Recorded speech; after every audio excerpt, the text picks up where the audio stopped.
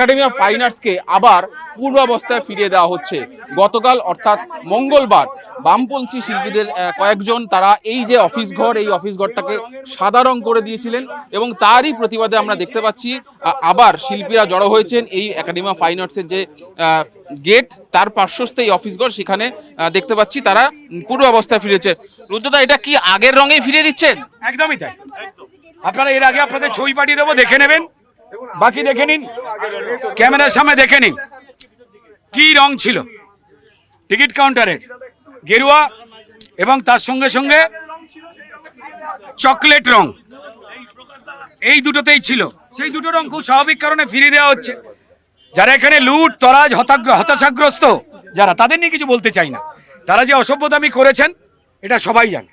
আবার তো পাল্টে দিতে পারে, আবার তো সাদা করে দিয়ে যেতে পারে। দেখুন, মানুষ এর দায়িত্ব নেবেন, মানুষও পাল্টা সবটাই দিতে পারে। আমি তাদের বলবো যে মানুষ আপনাদের প্রত্যাখ্যান করেছে আপনাদের এই দ্বিচারিতার জন্য, মিথ্যে কথার জন্য। 34 বছর ধরে মুখে মিষ্টি মিষ্টি কথা বলে আমাদের পশ্চিমবঙ্গের সমস্ত যুবকদের ভবিষ্যৎ নষ্ট করেছেন। আমাদের সনাতনী সংস্কার এবং সংস্কৃতির বিরোধিতা করে দুর্গাপুজোর মণ্ডপগুলোর সামনে লাল সাধু বেঁধে আপনারা নাস্তিকতার বই বিক্রি করেছেন, কিন্তু মসজিদ বা গির্জার সামনে সেই বই আপনারা বিক্রি করেন না। আপনাদের দ্বিচারিতা মানুষ জানে।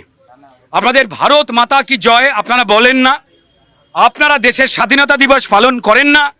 সিপিএম দেশের কোনো স্বাধীনতা সংগ্রামী যারা রয়েছেন তাদের মূর্তিতে মালা দিচ্ছেন, কেউ দেখেছেন? একবার জাতীয় পতাকা তুলতে গেছিল, উল্টো রঙের তুলে ফেলেছিল।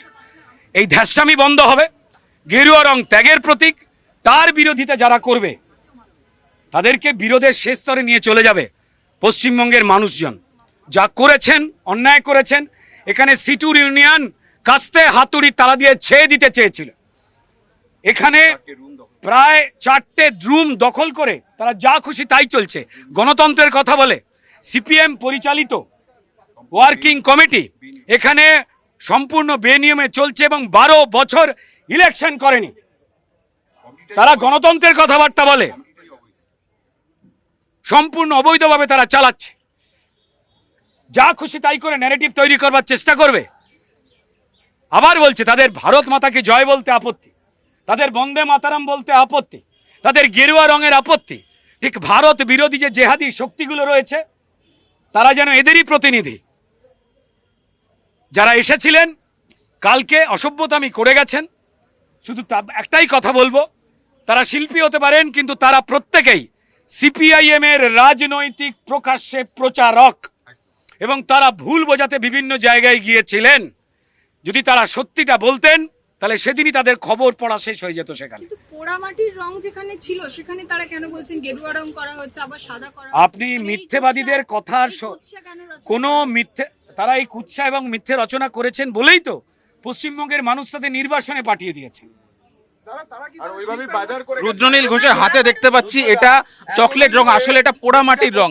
এই বর্ডারগুলো নিজে হাতে দিচ্ছেন, পুরনো জায়গায় ফিরিয়ে দিচ্ছেন। আমরা দেখতে পাচ্ছি সঙ্গে রয়েছেন সন্তু পানু এবং রুদ্রনীল ঘোষের বক্তব্য যে এখানকার যারা কর্মী তারা চেয়েছিলেন পুরনো রঙে বা পূর্বাবস্থায় ফিরিয়ে দেওয়া হোক, সেটাই করা হচ্ছে। একদিকে গেরুয়া এবং তার পাশাপাশি আমরা দেখতে পাচ্ছি যে বিভিন্ন বর্ডারগুলো সেগুলি পোড়ামাটির রং, অর্থাৎ যেটা চকলেট কালার বলা হয়, সেই রঙে ফিরিয়ে দেওয়া হচ্ছে।